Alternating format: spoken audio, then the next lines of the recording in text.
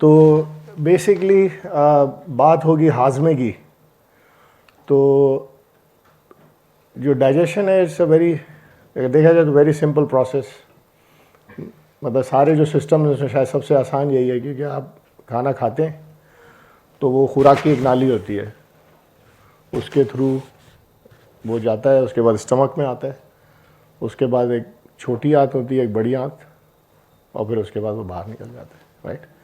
इसके अलावा उसमें गॉल ब्लैडर एक होता है, उसके अंदर बाइल होती है एक चीज़, और उसके अलावा एक चीज़ होती है पैंक्रियास, जो कि इंसुलिन बनाता है और पैंक्रियास एंजाइम्स बनाता है। तो वो सब चीज़ें जो हैं वो एड करती हैं डाइजेशन को। तो जैसे ही हम खाना खाते हैं, जैसे ही निगलते हैं उसको, तो विद इन अ सेकेंड खाना जो है वो खुराक की नाली से पेट में आ जाता है, और फिर पेट से वो आहिस्ता आहिस्ता करके बाहर निकलता है, यानी कि छोटी आंत में। छोटी आंत तकरीबन 20 फुट की होती है, उसके दौरान सफ़र होता है और खाना हज़म होता रहता है। उसके बाद फिर वो बड़ी आंत में जाती है। बड़ी आंत जो है वो 5 फुट की होती है, उसके अंदर भी कुछ पानी वानी एब्जॉर्ब होता है, फिर स्टूल बन जाता है और फिर वो स्टूल इवैक्यूएट हो जाता है।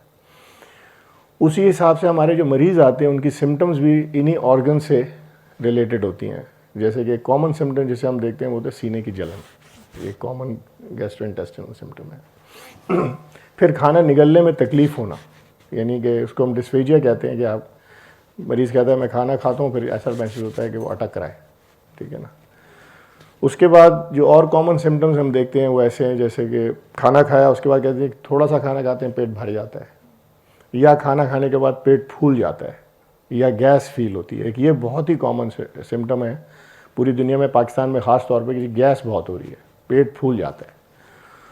और उसके बाद फिर कब्ज़, डायरिया, ये भी बहुत कॉमन सिम्टम्स है हमारी फील्ड में, गैस्ट्रोइंटेस्टिनल सिम्टम्स। और उसके बाद डायरिया तो है, मैंने भी बता दिया। ब्लड इन स्टूल, अगर ब्लड आ रहा है स्टूल में तो that is also common symptom जिसके लिए हम मरीज़ देखते हैं। पेट में दर्द, ये भी एक सिम्टम है जिसके लिए हमारे पास मरीज़ आते हैं। तो हम बहुत टेस्ट करते हैं, डॉक्टर्स जो हैं वो टेस्ट हमारे पास बहुत हैं, और थोड़ी सी ओवर टेस्टिंग भी हो जाती है। तो हमारे पास टेक्नोलॉजी इतनी ज़्यादा है, एंडोस्कोपी करते हैं हम लोग, कोलोनोस्कोपी कर लेते हैं, कैट स्कैन कर लेते हैं, एमआरआईज करते हैं, अल्ट्रासाउंड्स करते हैं। मकसद उन सब टेस्टों का ये होता है कि, मेरी स्लाइड्स दिखाएंगे आप वैसे का, मकसद उन सब टेस्टों का ये होता है कि मर्ज़ की तशख़ीस हो जाए। तो वो एक्चुअली वो किसी हद तक आसान है, अगर तशख़ीस हो जाए ना कि ये गॉल ब्लैडर का पेन हो रहा है, पित्ता निकल आता है, ठीक है, अपेंडिक्स का पेन हो रहा है, अपेंडिक्स निकल आता है, अल्सर का पेन है, तो उसका इलाज दवाइयों से हो जाता है आराम से। मसला उस वक्त होता है जब टेस्टों के बाद भी पेशेंट को सिम्टम्स हो रही होती हैं और टेस्ट कोई डायग्नोसिस नहीं कर पाते, ठीक है ना। तो ये disorder of gut brain interaction का मतलब ये है कि कई जो बीमारियां हैं पेट की ख़ास तौर पे, उनका कंट्रोल जो है वो ब्रेन से हो रहा है, क्योंकि जो गट है उसके अंदर बहुत से नर्व सेल्स होते हैं। जब एम्ब्रियो में डेवलप हो रहा होता है ब्रेन, तो ब्रेन जो है वो नर्व सेल्स जो है वो एक एंडोडर्म एक चीज़ होती है उसमें ट्रांसफ़र करता है, और उसके बाद जो वो एंडोडर्म जो है वो गट बन जाती है, ठीक है ना। तो gut is very richly supplied with nerve cells, तो उसको हम कहते हैं गट ब्रेन। अच्छा, दिस इज हियर। तो जो डॉक्टरों का काम है वो ये होना चाहिए कि दूसरों को उस तरह से उनका इलाज करें जैसे वो सोचते हैं कि हमारा इलाज किसी को करना चाहिए। यानी अगर हम खुद मरीज हों तो हमारे साथ लोग कैसे हमें ट्रीट करेंगे। तो डिजीज़ेज जैसे मैंने आपको बताई हैं, बहुत सी डिजीज़ेज हैं, अल्सर हैं, गॉल स्टोन्स हैं, पैंक्रेटाइटिस है, आप लोगों ने सुनी होंगी ये चीज़ें, राइट। सिंपल डिजीज़ेज है, सुनते रहते हैं हम। या किसी को कैंसर हो गया है, वो तो डायग्नोज हो जाता है, वो उनको हम कहते हैं diseases, these are the disease. लेकिन एक चीज़ होती है इलनेस, यानी एक डिजीज़ एक शख्स को किस तरह से, उसमें किस तरह से मैनिफेस्ट कर रही है, उसे कहते हैं हम इलनेस। वो मुख्तलिफ लोगों में इलनेस जो है वो मुख्तलिफ तरीके से प्रेजेंट होती है। जैसे अगर एक आदमी है वो पाकिस्तान में रह रहा है वर्सेज एक आदमी अमेरिका में रह रहा है, उनकी कल्चर उनका डिफरेंट है, उनका रिलीजन डिफरेंट है, उनका रहना सहना, उनकी खुराक, हर चीज़ डिफरेंट है। तो उनकी जो सिम्टम्स की परसेप्शन है वो मुख्तलिफ तरीके से होती है। तो डॉक्टर का काम सिर्फ ये नहीं है कि उसके टेस्ट करके उसकी डायग्नोसिस करना, बल्कि वो जो सिम्टम्स फील कर रहा है और उस सोशो कल्चरल एनवायरनमेंट में वो सिम्टम्स जो फील कर रहा है उनको उनका इलाज करना। क्योंकि बहुत से पर्सनल बिलीफ्स होते हैं लोगों के। कुछ लोग कहते हैं ये ठंडी दवाई है या गर्म दवाई है, हमें इस्तेमाल नहीं करनी। कुछ लोग जो हैं वो हकीमों के पास या नॉन ट्रेडिशनल किस्म के उसमें भी जाते हैं, and we respect all of that, you know, with certain कुछ इश्यूज हैं कि उनको मतलब हमारी जो मेडिसिन है that is more evidence based, ठीक है ना। यानी हमारा सिर्फ फ़र्क ये है कि साइंस का मतलब है एविडेंस। एविडेंस का मतलब है कि वो आप टेस्ट करते हैं चीज़ को और आउटकम्स को डिफ़ाइन करते हैं और उसके बाद वो दवाई दी जाती है। जो नॉन ट्रेडिशनल हकीम्स वगैरह हैं वो दवाई दे देते हैं, लेकिन उनके पास एविडेंस ज़्यादातर नहीं होती है, लेकिन वो इस्तेमाल करते हैं उसको। तो जब इलनेस किसी की आप डिफ़ाइन कर रहे होते हैं तो पेशेंट और फिजिशियन का एक डायलॉग होता है, और उसका मकसद ये होता है कि एक रिलेशनशिप पेशेंट और फिजिशियन की बने, which is a therapeutic relationship. यानी जैसे आप कहते हैं ना कि मरीज आके कहते हैं कि फलाने डॉक्टर के पास गए तो आधी बीमारी तो वैसे ही दूर हो गई, ठीक है ना। उसकी वजह यह है कि उसने आपसे बात की, आपको समझा, आपको लिसन किया। सबसे इंपॉर्टेंट चीज़ है आपको लिसन करना। अगर वो नहीं किया और उसने आपको 1 मिनट में, बल्कि मैं यहाँ पर तो अक्सर पाकिस्तान में जो हमारा कल्चर है वो तो इस तरह का है कि डॉक्टर के पास जाते हैं और वो आपसे मेरे ख्याल से कोई आधा मिनट बात करता है और उस आधे मिनट के दौरान ही 5-6 दवाइयाँ वो लिख के आपको प्रिस्क्रिप्शन दे देता है। उसके बाद उसकी कोई अकाउंटेबिलिटी नहीं है। मकसद है कि वो मरीज़ तो चला गया, अब उसके बाद अगर उसका अल्सर फट गया है या उसको कोई कॉम्प्लिकेशन हो गई बाद में, तो वो उसकी कोई इन्वेस्टिगेशन नहीं होती या कोई लॉ सूट्स वगैरह नहीं होते। बाहर के ममालिक में यह है कि अकाउंटेबिलिटी बहुत ज़्यादा है। अगर आपसे कोई मरीज़ ख़राब हो जाए तो वो आप सुनेंगे उसके बारे में, आज नहीं सुनेंगे और कभी कभार 6 महीने बाद पता लगता है कि आपने ये किया था और उसका इलाज ख़राब हो गया। तो जैसे मैंने आपको सिम्टम्स बताए गैस्ट्रोइंटेस्टाइनल डिसऑर्डर्स की, कि पेट, अर्ली सेटाइटी का मतलब है कि पेट फुल हो जाता है, थोड़ा सा खाया पेट फुल हो गया, या खाने के बाद ब्लोट हो रहा है, गैस हो रही है, डायरिया, कॉन्स्टिपेशन। तो जो हमारा दिमाग है उसकी जो सिम्टम्स हैं उनको फिर अल्टीमेटली वो फील करता है। कई दफ़ा ये सारे टेस्ट करने के बाद, endoscopy, colonoscopy, CAT scan, ultrasound करके भी हमें कोई डायग्नोसिस नहीं मिलती। उन डिजीज़ेस को हम कहते हैं disorders of gut brain interaction, ठीक है ना। उसमें शायद आप लोगों ने एक नाम सुना हो, इरिटेबल बाउल सिंड्रोम का नाम सुना होगा। तो एक डॉक्टर साहब थे, उनका नाम था ड्रॉसमैन, अभी भी हैं, वो साइकाइट्रिस्ट थे, लेकिन वो बाद में फिर गैस्ट्रोएंटरोलॉजिस्ट बन गए। और वो नॉर्थ कैरोलिना में, I think he was in Duke और यूनिवर्सिटी ऑफ नॉर्थ कैरोलिना। तो फिर उन्होंने क्या किया कि चूँकि वो साइकाइट्रिस्ट थे तो उनको कुछ चीज़ें समझ आने लगी कि भाई ये टेस्ट करते हैं और फिर भी लोगों को डायरिया और पेन और क्रैम्पिंग, एब्डोमिनल क्रैम्पिंग, उसको कहते हैं irritable bowel syndrome. Irritable bowel syndrome diarrhoea predominant. उसका मतलब ये होता है कि पेशेंट आएगा, वो कहेगा कि जी मुझे पेट में मरोड़ होती है, उसके बाद फिर स्टूल के लिए जाता हूँ और फिर वो दर्द ख़त्म हो जाता है। फिर थोड़ी देर फिर वही मरोड़ होती है, फिर और आप टेस्ट कर लें जितने भी, सारे टेस्ट नॉर्मल आते हैं। तो फिर उन्होंने वो एक इरिटेबल बाउल सिंड्रोम निकला 1980s में। फिर उन्होंने एक डॉक्टर्स का एक कंसोर्शियम बन गया यूरोप और अमेरिका के, और उन्होंने फिर वो डिफ़ाइन करने, वो इलनेसेस डिफ़ाइन करनी शुरू की। तो अब 33 डायग्नोसिस हैं उसके अंदर, इरिटेबल बाउल सिंड्रोम की तरह की 33 डायग्नोसिस हैं, और उसको हम कहते हैं रोम क्राइटेरिया। यानी वो रोम में बैठ के उन लोगों ने मिल के वो आहिस्ता आहिस्ता उस फील्ड को डेवलप किया, disorder of gut brain interaction को, और उसके अंदर 33 डायग्नोसिस हैं। और उसमें सिंपल सी बात यह है कि आपको जब टेस्ट करते हैं तो डायग्नोसिस नहीं मिलती, लेकिन सिम्टम्स हो रही हैं। और उसका मकसद ये नहीं होता है कि आप पेशेंट को कहें कि भाई तुम्हें सिम्टम हो रही हैं और हमारे टेस्ट अगर नेगेटिव हैं तो ये मतलब कुछ नहीं है। They actually are having the symptoms, so you have to legitimize their symptoms and then you have to give them a diagnosis। तो इसका मकसद यही था कि हम, यानी ये जो रोम क्राइटेरिया डेवलप हुआ कि पेशेंट्स की सिम्टम्स को लेजिटिमाइज करते हैं और उसके बाद उनको एक डायग्नोसिस भी असाइन करते हैं, और ओवर द टाइम इसके ट्रीटमेंट्स भी जो है वो आए हैं इस तरह की सिम्टम्स के।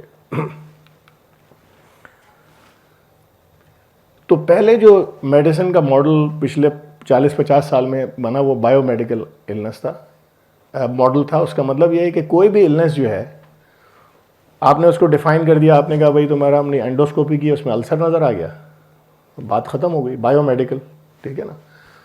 और उसके बाद कहा कि भाई आपकी ये दवाई ले लें और ख़त्म हो गई बात। और अगर फ़र्ज़ करें कि वो टेस्टिंग नहीं मिली तो उसको कहा कि फंक्शनल डिसऑर्डर है, जो जहाँ लिखा हुआ है functional disorder. Second, light is here I think, हाँ।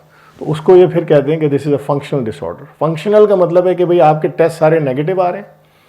तो पुराने ज़माने में उन लोगों को कोई साइकाट्रिक वार्ड्स में भेज देते थे या कोई अजाइलम में भेज दिया करते थे। अब जो है वो उनको डिफरेंट तरीके से ट्रीट करते हैं। तो this is the biopsychosocial model कि illness and disease result not from a single cause but from different interacting symptoms, जिसमें कि environmental और interpersonal issues को भी देखा जाता है। जैसे सिंगल women है अमेरिका के अंदर, बच्चों को पाल रही हैं, they have a lot of GI symptoms, gas, bloating, diarrhea, constipation, ठीक है ना।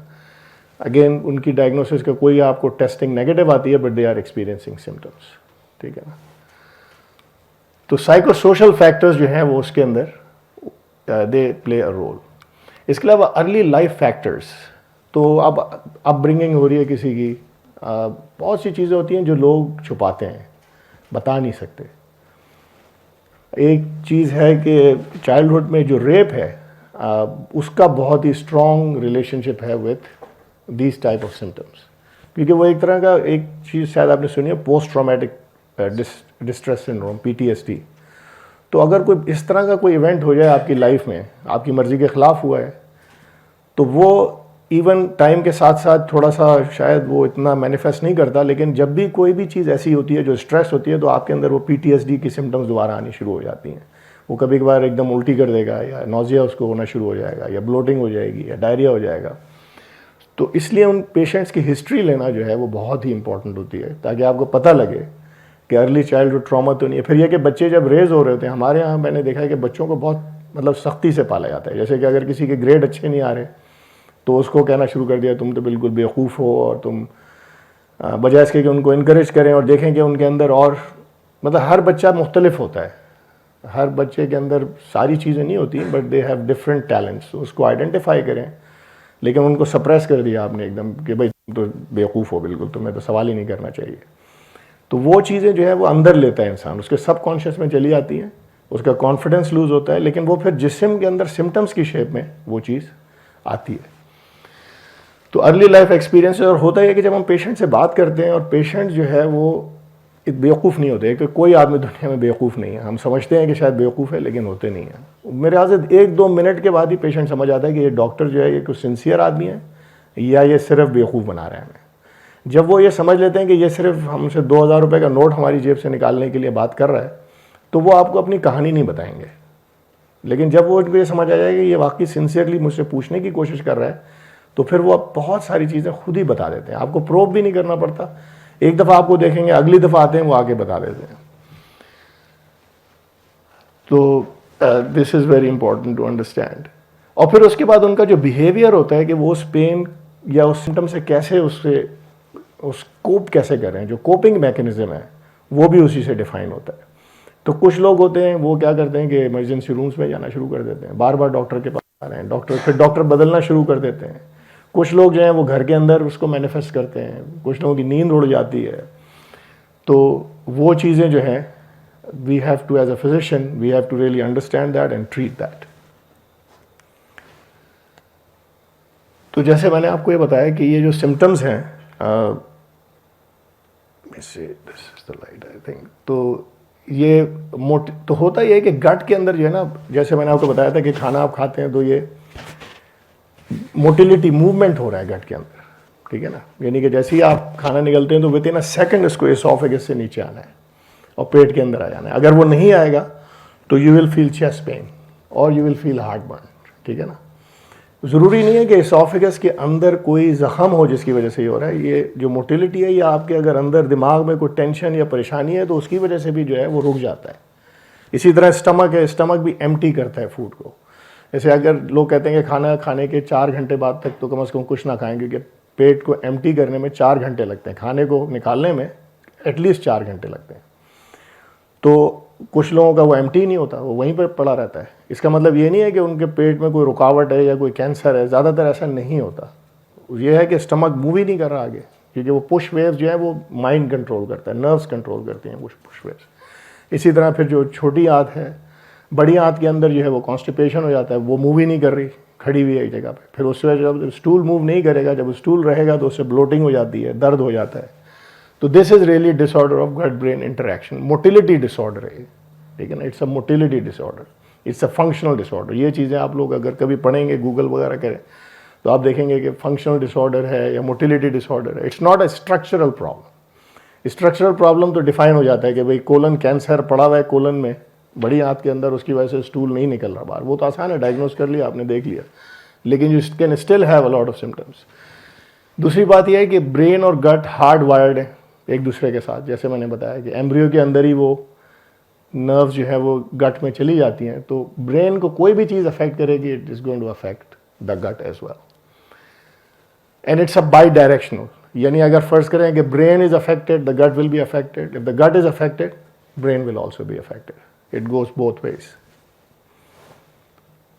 फिर मैंने रोम 4 क्राइटेरिया की बात की थी कि उधर से 33 डायग्नोसिस मैंने बताया था कि इसमें अब आ गई हैं। हियर इट इज 33 डायग्नोसिस, और वो 33 डायग्नोसिस तो मैं आपको नहीं बताऊंगा, लेकिन ये सारी जो सिम्टम्स हैं वो हर gastrointestinal organs, oesophagus, stomach, small bowel, colon, gallbladder, rectum, इन सब ऑर्गन्स की जो सिम्टम्स हैं वो आपको इस रोम 4 क्राइटेरिया के अंदर मिलेगी, जिसके अंदर कोई स्ट्रक्चरल एबनॉर्मेलिटी नहीं होगी। There is no structural abnormality, everything is normal, but patient is experiencing symptoms. तो ये मैं एक पेशेंट की हिस्ट्री आपको बताना चाहता हूँ जो मैंने देखा अमेरिका में, और it's a little bit of a long history, but I think मैं समझ रहा था कि this might be helpful for you to understand. तो 15 जून 2022 को एक patient who is just not feeling well, first encounter, non bloody diarrhoea हो रहा है उसको। तो डायरिया तो समझ रहे हैं ना, यानी मल्टीपल स्टूल्स, 14 डेज से हो रहा है, 30 to 40 टाइम्स अ डे, और उसके साथ स्टूल निकल जाता है। That is a terrible symptom कि बंदा जो है वो स्टूल को रोक नहीं सकता, कपड़ों में हो जाता है, और they have to run to the bathroom. And she was in diapers, as I recall she is in her 60s, I think this lady was in her 60s। और उसने मुझे कहा कि 7 दिन पहले मैंने जो है वो एंटीबायोटिक्स, उसको यूरिनरी ट्रैक्ट, पेशाब में इन्फेक्शन था, पेशाब में इन्फेक्शन के लिए, और ये एंटीबायोटिक्स जो है ये डायरिया करती हैं, एंटीबायोटिक्स देमसेल्फ कॉज डायरिया। और कभी कभार एंटीबायोटिक्स जो आपका बैक्टीरिया का फ्लोरा होता है, ये स्टमक, आपके पूरे गट के अंदर बहुत बिलियंस ऑफ बैक्टीरिया होते हैं, उनको चेंज कर देती हैं। तो उसकी वजह से भी डायरिया होता है, क्योंकि कुछ ऐसे बैक्टीरिया फिर ज़्यादा तादाद में हो जाते हैं जो कि डायरिया करते हैं। एक उसका नाम है सी डिफिसिल, एक होता है बैक्टीरिया सी डिफिसिल, शायद नाम सुना आपने। तो बहरहाल उसने बताया कि उसको डायरिया हो रहा है, और एंटीबायोटिक्स के बाद हुआ। उसके बाद उसने ये भी बताया कि ये सर्ट्रिलिन एक एंटी डिप्रेसेंट है। होता है कि मरीज़ आते हैं 15 दवाइयाँ ले रहे होते हैं, ठीक है ना, आपने ये तो पता ही है, पहले ही मैंने बता दिया कि दवाइयाँ डॉक्टर देता है, जो बेहतर है कि वो ना ही खाएं तो अच्छा है, क्योंकि उनके नुकसानात भी बहुत हैं। सर्ट्रिलिन भी डायरिया करती है, दिस ऑल्सो कॉजेज डायरिया। उसके बाद वो साइकाइट्रिस्ट को भी दिखा रही थी, तो उसने सर्ट्रिलिन के बजाय एक और उसको दे दिया anti depressant, Paxil is another one. तो पेशेंट जो है वो एक सिम्टम के साथ नहीं आते, उनको कई सिम्टम्स होती हैं। अब वो उस डायरिया के साथ नौजिया भी हो रहा है, कभी कभार वॉमिट भी कर देती है। तो एज अ फिजिशियन हमारा काम है हर सिम्टम को रिकंसाइल करना, यानी ये नहीं कि एक सिम्टम को आपने करके उसको छोड़ दिया बाकी चीज़ों, every symptom has to be reconciled. Even अगर पेशेंट हमसे वॉलंटियर नहीं भी करता सिस्टम, एक सिम्टम को नहीं भी बताता, तो हमारा काम है रिव्यू ऑफ सिस्टम लेना। यानी एज अ फिजिशियन हम जब हिस्ट्री लेते हैं तो पेशेंट ने तो आगे कहा डायरिया है, लेकिन एज अ गैस्ट्रोएंट्रोलॉजिस्ट मेरा काम है कि मैं उससे ये भी पूछूं कि भाई खाने और निकलने में तो तकलीफ नहीं हो रही, सीने में जलन तो नहीं हो रही, पेट तो नहीं फूल जाता, जल्दी तो पेट नहीं भर जाता। तो 2-3 सिम्टम और बता देता है फिर मरीज़, जब आप उससे पूछते हैं तो वो 2-3 चीज़ें और बता देता है। तो उसको बार नॉजिया और वॉमिटिंग भी हो रहा था इस पेशेंट को।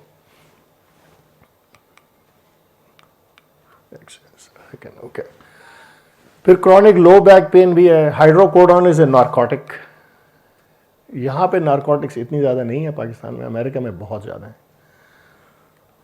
वहाँ पे तो बहुत बड़ी एपिडेमिक है नारकोटिक्स की इस वजह से। यहाँ पे भी पेन किलर्स देते हैं लेकिन कम है, फिर भी कम है यहाँ पर। अच्छा, पेन मेडिसिन के फिजिशियन बन गए, अब हर चीज़ स्पेशलाइज हो गई है, तो पेन मेडिसिन फिजिशियन को भी वो दिखा रही थी।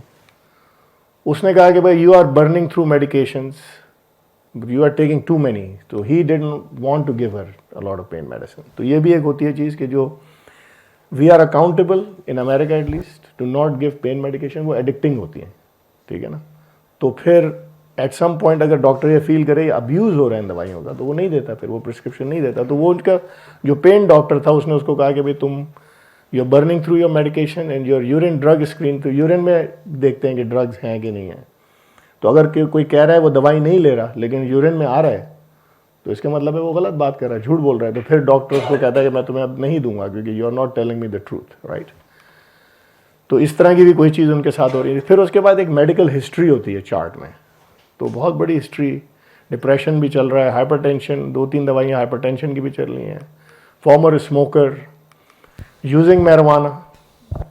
जब मैंने उससे पूछा तो उसने मुझे कहा कि no I am not using it, लेकिन जो इलेक्ट्रॉनिक मेडिकल रिकॉर्ड था उसमें मैरिजुआना भी लिखा हुआ था।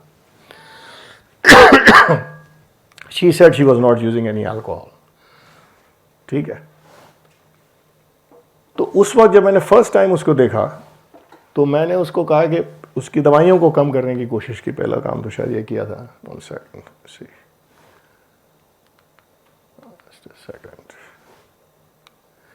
तो मैंने कहा कि ये आप दवाई एक कम से कम बंद कर दें।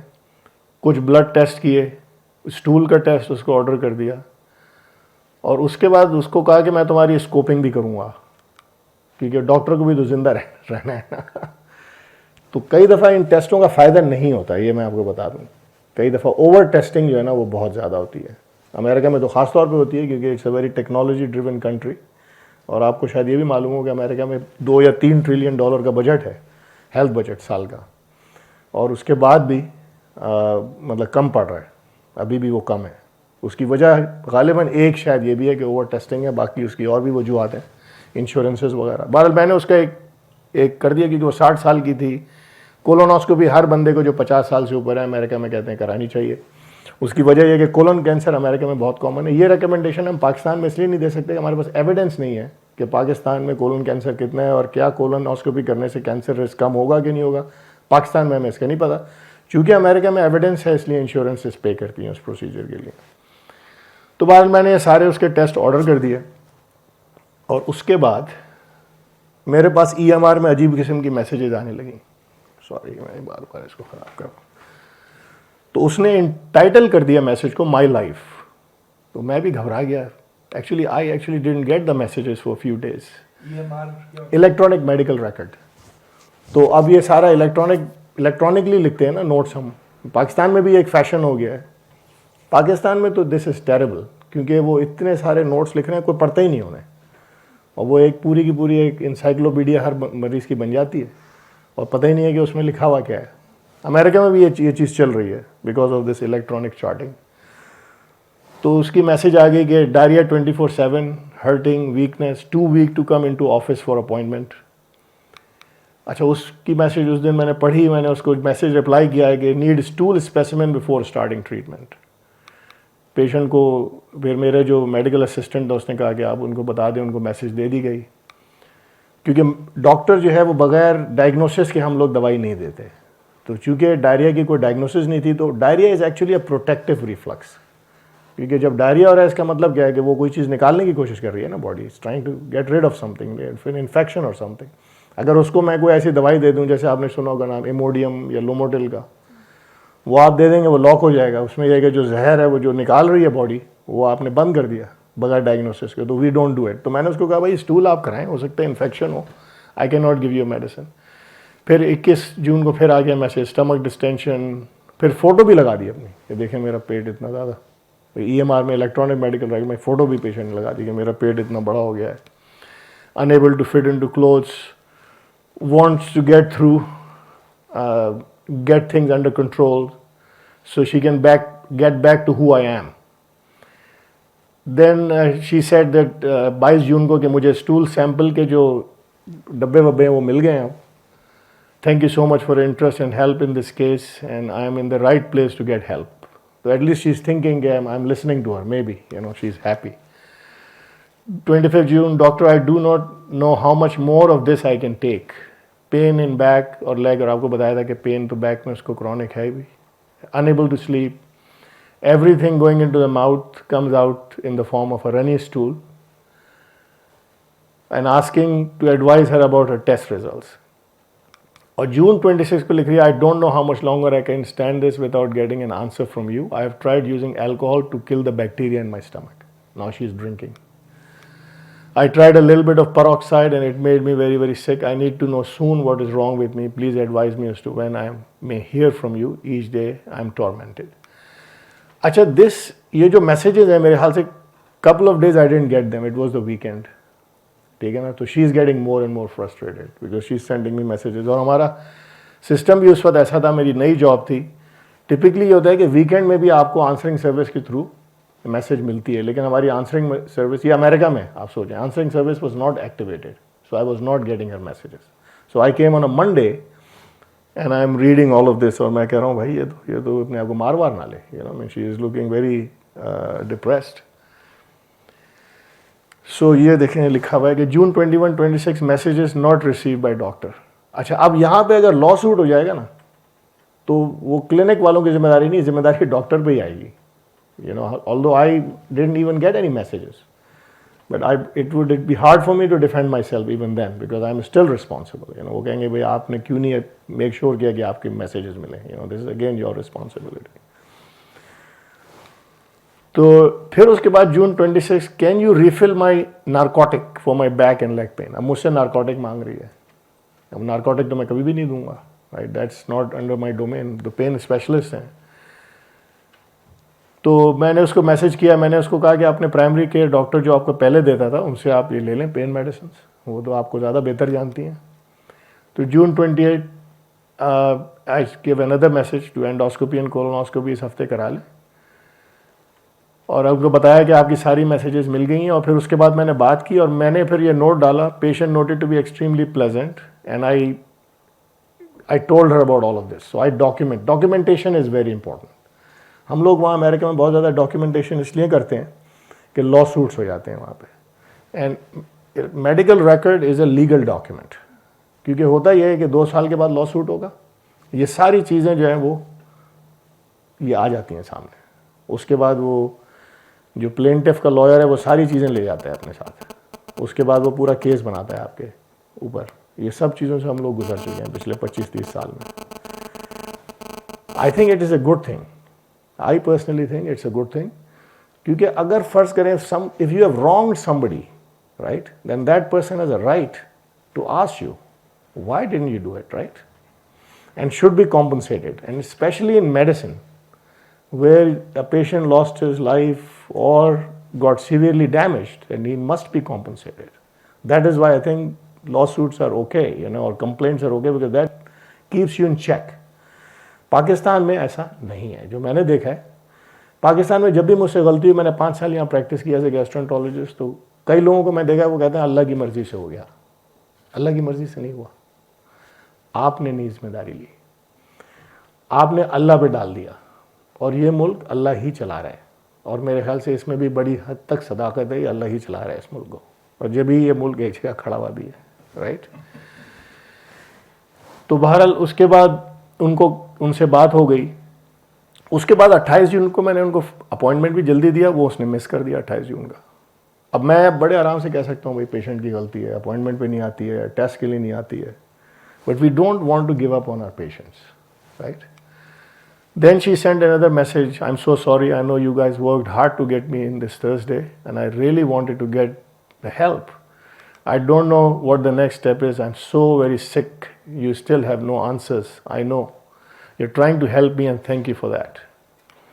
फिर एक मैसेज आ गया, contact the stool sample company regarding when my test will be back. They said it will be in another day or 2. तो ये conversation इसके साथ चलती रही. उसके बाद जून 30 को, one second, June 30 doctor spoke to patient, I spoke to the patient. फिर मुझे पता लगा कि वो अब ER में चली गई है, वहाँ पे एरिजोना में एक ER में चली गई फॉर सेम इश्यूज़। और फिर उसकी मैसेज आई, सैडली मी अगेन 30 जून को, went to Banner ER, plans to take stool and get this sample. लेकिन आप ये देखें कि पेशेंट से बात तो हो रही है ना, कम से कम एक कॉन्वर्जेशन तो हो रहा है। यहाँ पर तो इट इज़ टोटली डिस्कनेक्ट हो जाता है, there is absolutely no connection. लेकिन पता नहीं 20 जून से 30 जून तक कितनी बात हो रही है। और this is in between my schedule when I'm seeing patients, I'm constantly checking my messages and I'm replying and responding and I'm talking to my medical assistant, telling that person, make sure that you're responding to this person. Because I'm responsible. And why I'm responsible? One of the reason I'm afraid of a lawsuit. I'm afraid of a complaint in Arizona Medical Board. अगर Arizona Medical Board में complaint जाएगी, वो आपकी file खोलेंगे, आपको उनसे letter आएगा कि आपकी कंप्लेंट आई है, आप जवाब दें कि आपने क्यों नहीं इस मरीज़ के को सही इलाज नहीं किया। वो आपसे पूछेंगे, ठीक है ना। It's not because I am a good person, it's because the system forces me to do it, right.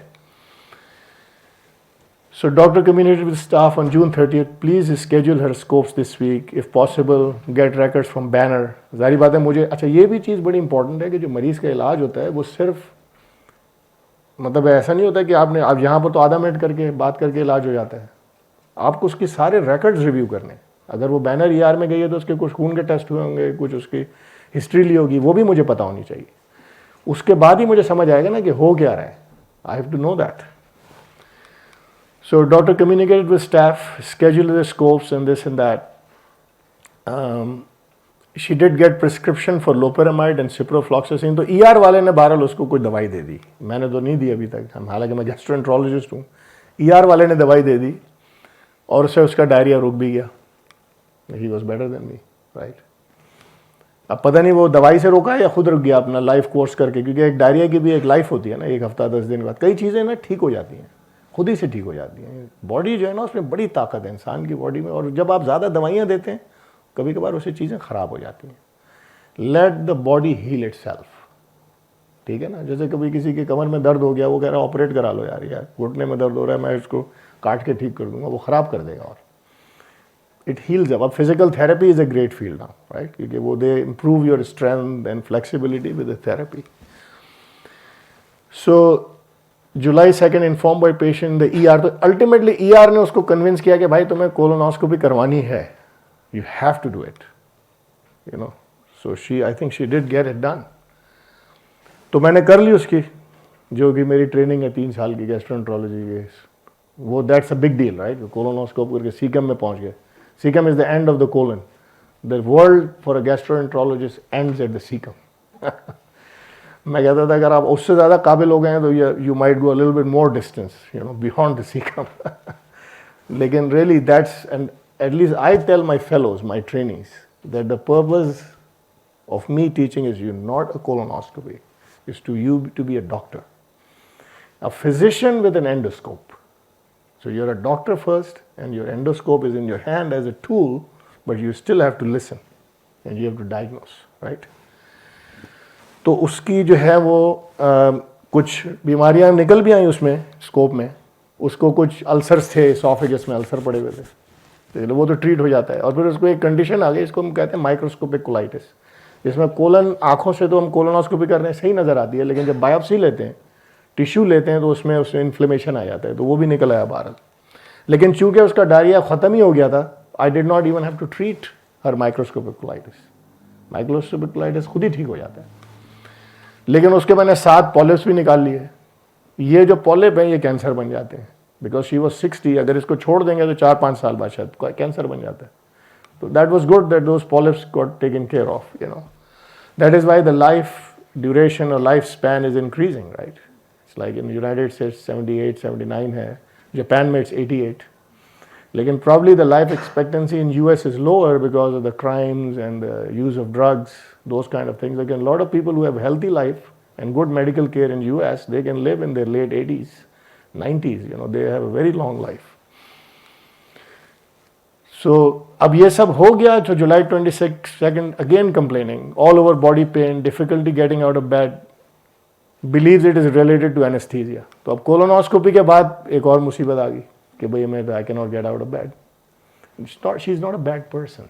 ये आप देखेंगे, she is not a bad person. She is just perceiving symptoms in a different way, maybe because of her life experiences, right?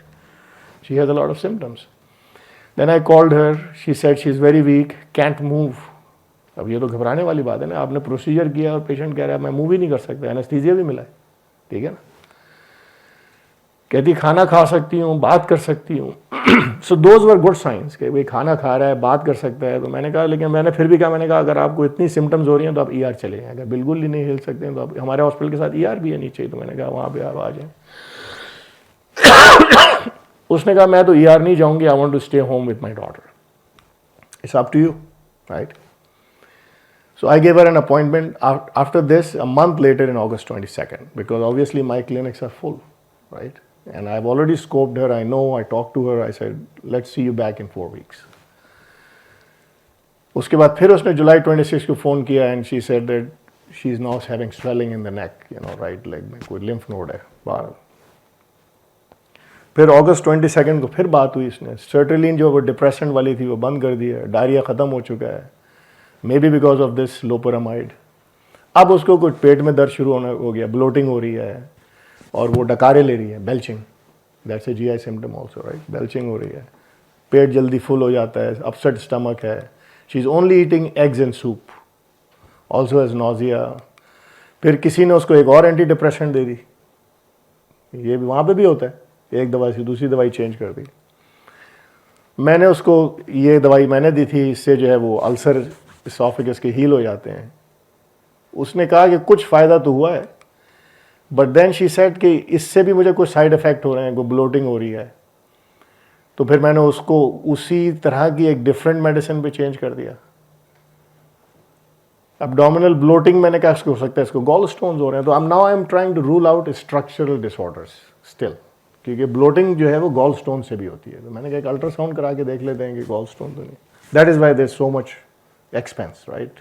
Endoscopy भी expensive है, colonoscopy expensive है, ER की visit is very very expensive. Ultrasound, फिर उसकी gastric emptying study है. देखिए हमारे पास सारे टूल्स हैं. तो उनको अंडा देते हैं पेशेंट्स को खाने के लिए, उसके बाद देखते हैं कि कितनी देर में पेट से निकल गया वो. फिर उसके बाद उसकी एक्सरे करके देखते हैं कितनी देर में निकल गया. अगर वो 4 घंटे से ज़्यादा देर में निकला है तो हम कहते हैं स्टमक इज स्लो. डायबिटिक्स में स्टमक स्लो होता है, लेकिन डायबिटिक्स के तो नर्व डैमेज हो जाता है ना, क्योंकि ब्लड शुगर जब हाई होती है तो वो it causes chronic nerve damage. तो मैंने बहरहाल उसका ये भी करा दिया. उसके बाद फिर फ़ोन पे बात हुई दोबारा उससे. Bloating, gas and heartburn going on for ever.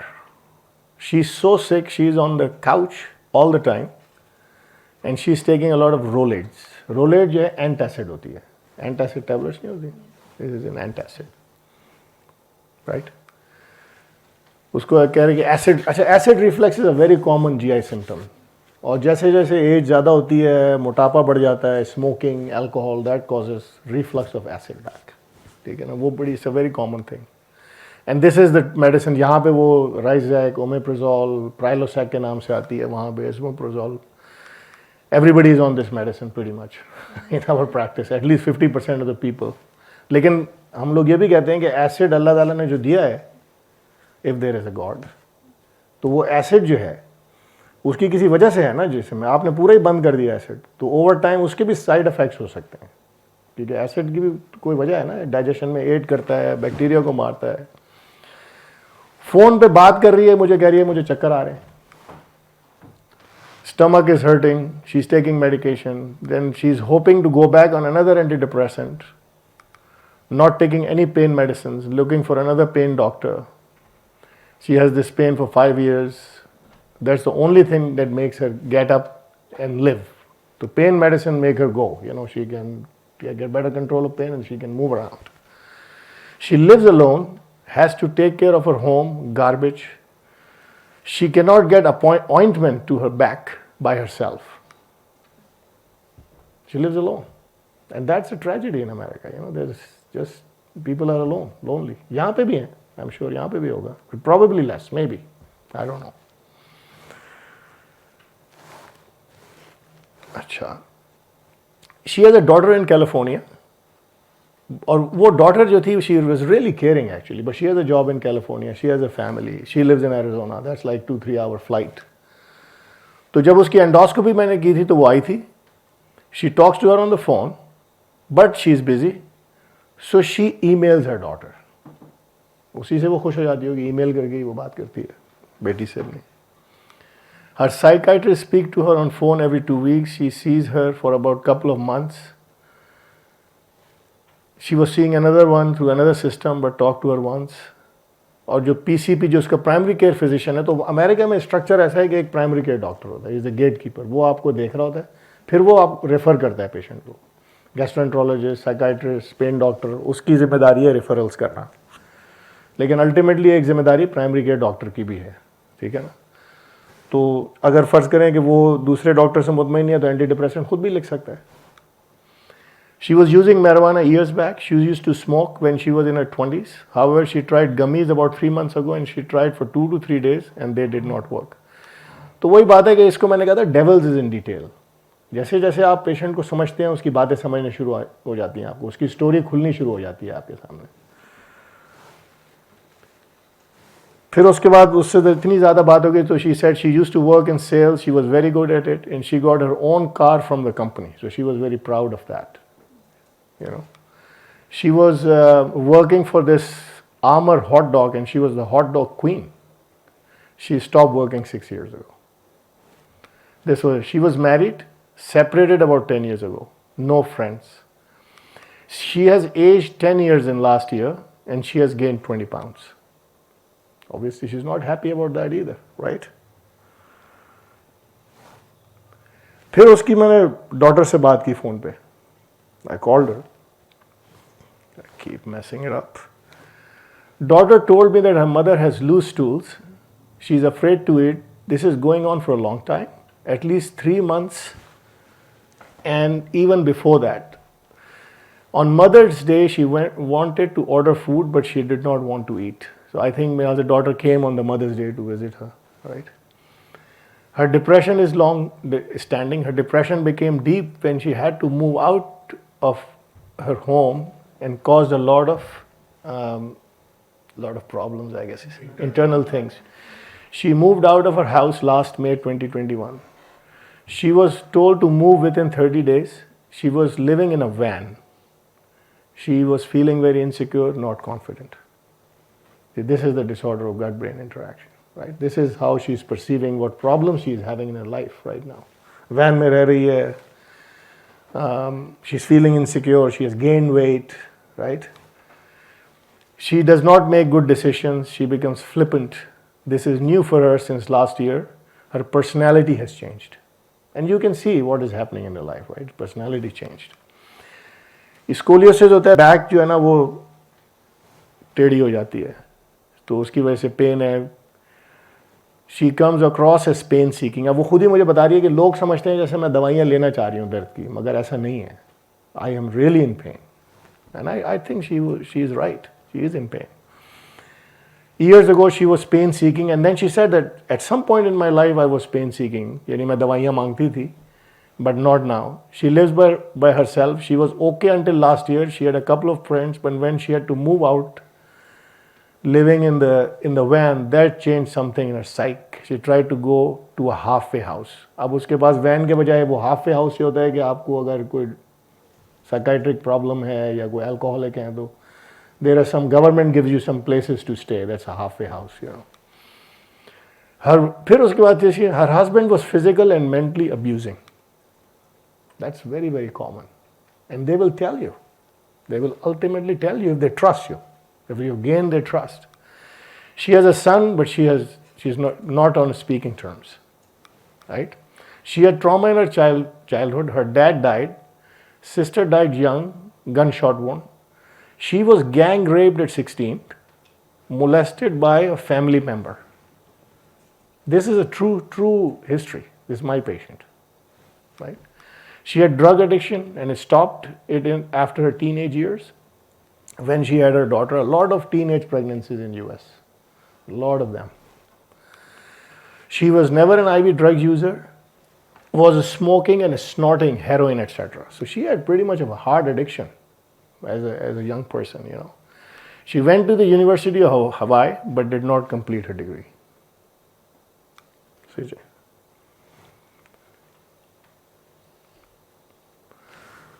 तो होता ही है इसमें, इन डिजीज़ में होता ही है, और इनका इलाज है, ऐसी बात नहीं है इलाज। एक तो therapeutic relationship, you talk to the physician, that is very, very soothing.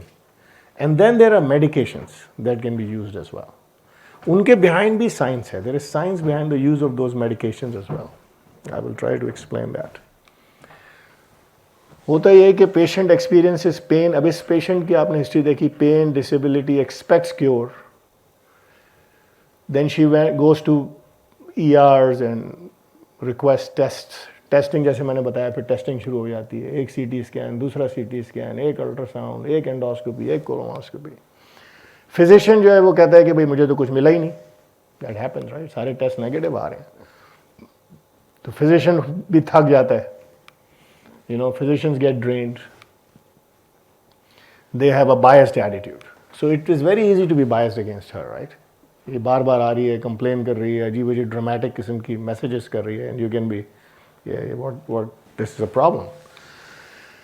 फिर उसके बाद अननेसेसरी रेफरल्स हो जाती हैं, ये फिजिशियंस बहुत करते हैं। अच्छा भाई आपको ये नहीं है, अच्छा साइकाइट्रिस्ट के पास चले, एक पर्ची दे दी उठा के, अब वो ढूंढती रहेगी, साइकाइट्रिस्ट ही नहीं मिलेगा, साइकाइट्रिस्ट की भी शॉर्टेज है।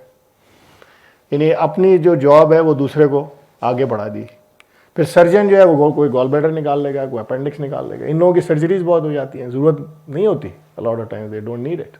गॉल ब्लैडर निकल जाएगा, अपेंडिक्स निकल जाएगा, लेप्रोटमी हो जाएगी, दर्द का समझ नहीं आ रहा क्यों हो रहा है। आइट्रोजेनिक हार्म का मतलब है कि मेडिसिन की वजह से हार्म हो गया, कॉस्ट बढ़ती जाती है, ऑब्वियसली जब इतना ज़्यादा हो रही है तो कॉस्ट बढ़ेगी। Patient is dissatisfied, pessimist, maladaptive coping, यानी कोपिंग जो होती है, एक हेल्थी कोपिंग जो होती है कि आप कुछ करें ना, अगर आपको कोई प्रॉब्लम हो रही है तो आप कहें चलो यार मैं बाहर निकल जाता हूँ वॉक करने के लिए, I will feel better right. Maladaptive coping है कि घर में सोचना शुरू कर दिया या ओवर ईटिंग करनी शुरू कर दी, मैल अडेप्टिव कोपिंग हो गई। लैक ऑफ कंट्रोल, फिर उसके बाद ये सब चीज़ें एंग्जाइटी करती हैं। जिसको भी देखें बंदे को बात करें ना, वो कहते हैं घबराहट हो रही है, पाकिस्तान में वेरी कॉमन घबराहट। It is a disorder of gut brain interaction. जैसे मैंने कहा ना, पेट में गड़बड़ होगी तो फिर एंग्जाइटी भी हो जाएगी। It goes both ways, it's bi direction, comes from here to here, there to there. And then this vicious circle continues. It keeps going on and on. But there are treatments. अच्छा ये जो है ना, इसके पीछे भी there is a little bit of science. How much time I have? We started one time. मतलब we have some interactive session also. 10 minute में I will find. तो इसमें होता ये कि ये जैसे कि ये कोलन है ना, तो कोलन में लोगों ने बलून रख के उसे डिस्टेंड किया। कोलन ये बड़ी आंत है राइट। तो जो नर्व सेल्स हैं कोलन के, वो फिर जाते हैं स्पाइनल कॉर्ड में, फिर वहाँ से फिर ये ब्रेन स्टेम में जाते हैं, फिर उसके बाद फिर और हिस्से हैं ब्रेन के, और अल्टीमेटली ये ब्रेन में जाते हैं। These are the nerve fibres that are travelling.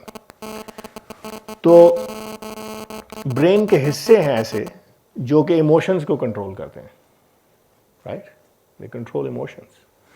और एक ब्रेन का हिस्सा है जो कि पेन को कहता है कम कम करो, यानी वो सिग्नल्स देता है वापस कि भाई वो मॉर्फिन जो है ना बॉडी खुद ही सिक्रीट करना शुरू कर देती है। जब हेल्थी होता है ना आदमी, जब ब्रेन इज गुड, तो they would start producing the morphine.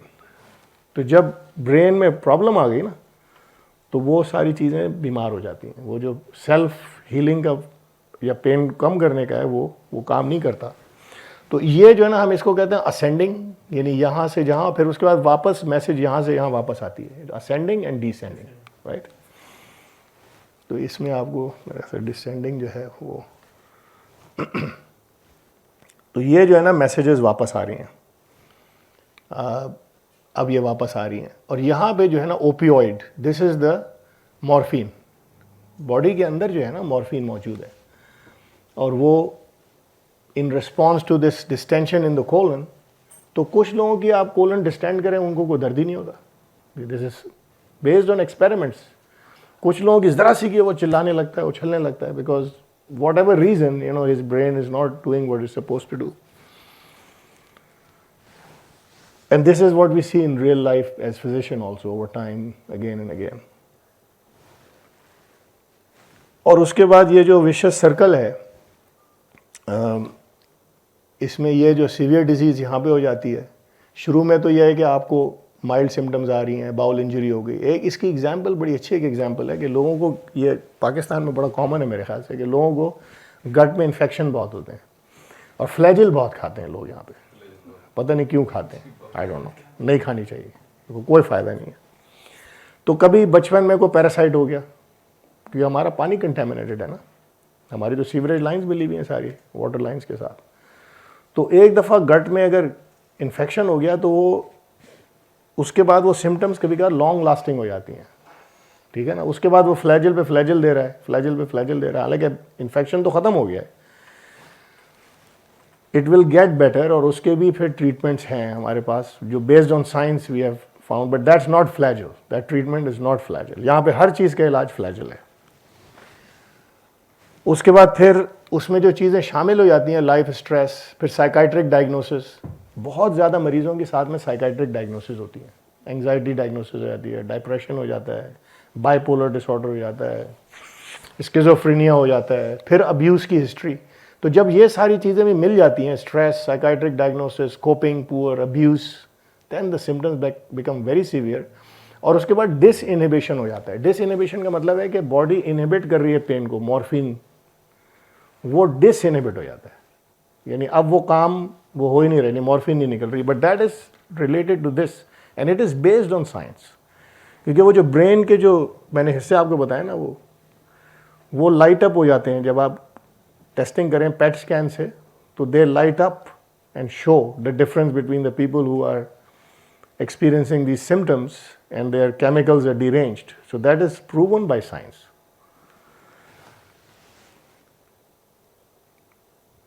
तो बेसिकली मकसद ये होता है, establishing a therapeutic relationship, providing reassurance. That is very important. अगर मरीज को आप सिर्फ यही बता दें ना, you are okay, that is very very helpful. बजाय इसको कोई डरा दें. एक यहाँ पे जो है ना, एंडोस्कोपी लोग बहुत करना चाहते हैं पाकिस्तान में. उसकी क्या वजह है, एंडोस्कोपी क्यों करना चाहते हैं? मैं आपको बड़े आम अल्फाज में बता देता हूँ. क्योंकि वो एंडोस्कोप करते हैं, 10,000 रुपये का नोट निकाल के ले आते हैं बाहर उससे, ठीक है ना. And that they actually tell the person, मैंने देखा है, प्रोफेसर्स को देखा है यहाँ पे, वो कहते हैं कि अगर एंडोस्कोपी नहीं कराओगे तो तुम मर जाओगे. और बार बार करते हैं वो, क्योंकि उनके जहन में एक ये होता है कि आज के दिन 50,000 रुपये लेके उठना है मुझे यहाँ से. I am sorry, really I think this is the mind set. This is the mind set. उस एंडोस्कोपी से कुछ नहीं पता लगने वाला. और बायोप्सी भी नहीं करते हैं यहाँ पर, बायोप्सी भी नहीं करते. अंदर डाला, 1 मिनट में वो निकाल लेते, ये काम हो, 10,000 रुपये आ गए. Right, that's not good. So you talk, you develop a relationship, you provide reassurance, you understand the adaptation to the chronic illness, reinforce healthy behavior. That's not easy. That means diet, because there are certain foods, जैसे कि लोग कुछ vegetable ज़्यादा खाने लगते हैं. Vegetable हजम नहीं होती हैं आपको, वो ब्लोट करती हैं. Lot of times they start bloating you. So there is a science behind that also, कि अगर किसी को बहुत ज़्यादा ब्लोटिंग हो रही है तो हम उनको बताते हैं कि भाई आप ये वेजिटेबल्स कम कर दें, ये हजम नहीं होंगी, ये वहीं पड़ी रहेंगी, स्टमक को स्लो करेंगी, स्मॉल बाउल में पड़ी रहेंगी, you will feel bloated. So we tell them about that.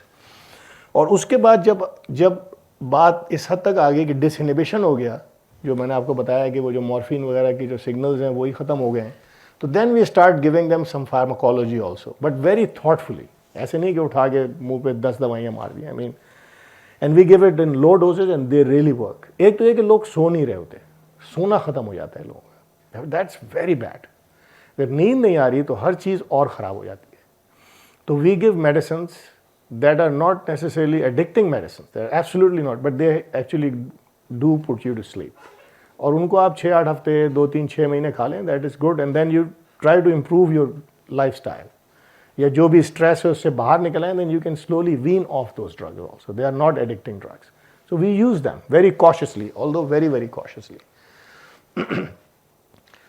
दूसरी बात है, इसबगोल हम लोग बहुत देते हैं, इसबगोल का छिलका. It's very very helpful and there's science behind it. That's fiber. हमारी डाइट में फाइबर ही नहीं है.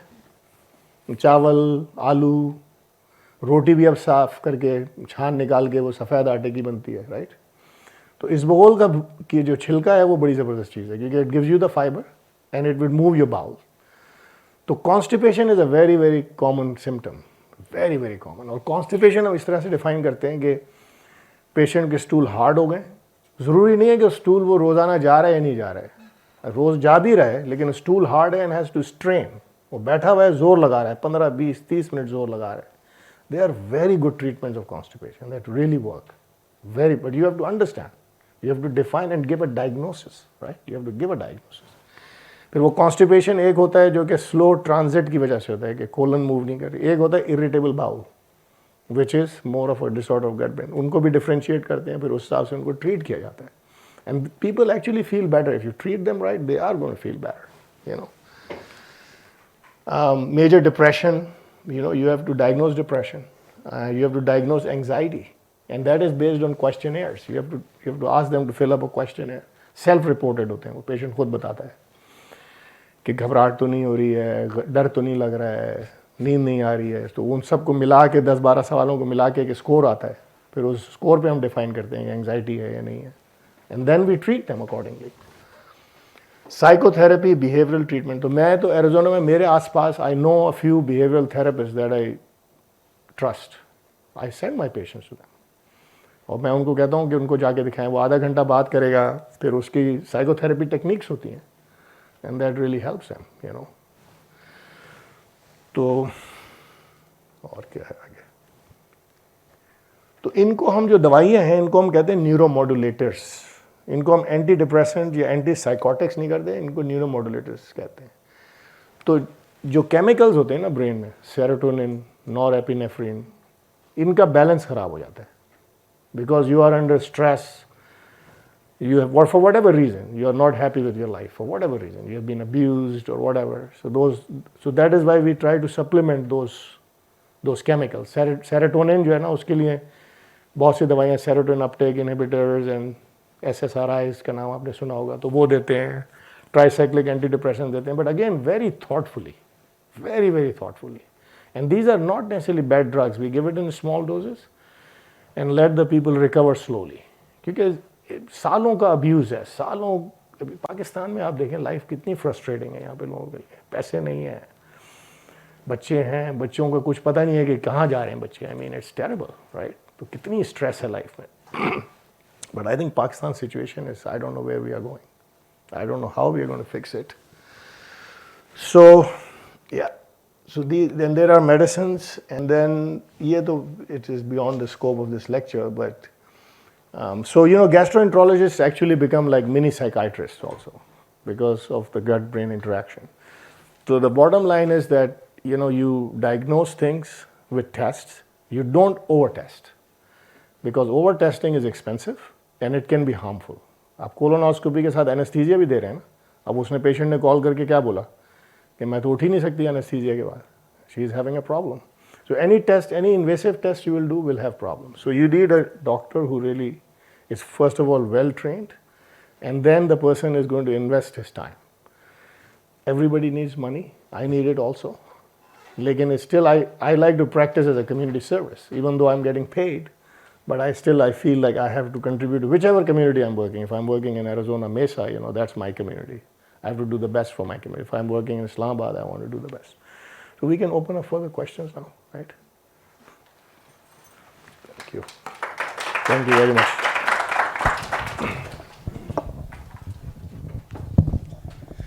That was a brilliant lecture. बहुत मज़ा आया. Thank you very much. एक बात तो ये हमें बताएं कि वो जिस पेशेंट की आपने बात की थी वो इस वक्त किस हाल में है और इस तमाम थेरेपी का आखिर कितना फ़ायदा हुआ, कितना नहीं हुआ और आगे क्या है उसके लिए? I saw her 4-5 weeks ago. She came to my clinic. तो हमारी जो प्रैक्टिस है ना, we work with fellows, trainees होते हैं हमारे साथ. तो हम अपने ट्रेनी को पेशेंट्स असाइन कर देते हैं. यानी trainee see them, I see with the trainee. So the trainee is assigned to that patient. She's doing okay, but she's going to wax and wane. She's not suicidal. I don't think she'll kill herself. and I think she's maybe in her 60s or even close to 70. So this is a chronic illness. You know, whatever she's experiencing with so many problems, it's not going to go away. And this is something we tell our patients. Don't expect that you will be 100% better. But what we can try, you to be better 20%, 30%. And they agree with it. आप उनसे जब ये बात करें, it's not going to be 100%, but we'll get better, you know, 30%, 40%, 50%, they're okay with it. So she's doing okay, and I think she'll do well. Next, of course, it comes as a bit of a surprise that the gut and the brain have an interaction.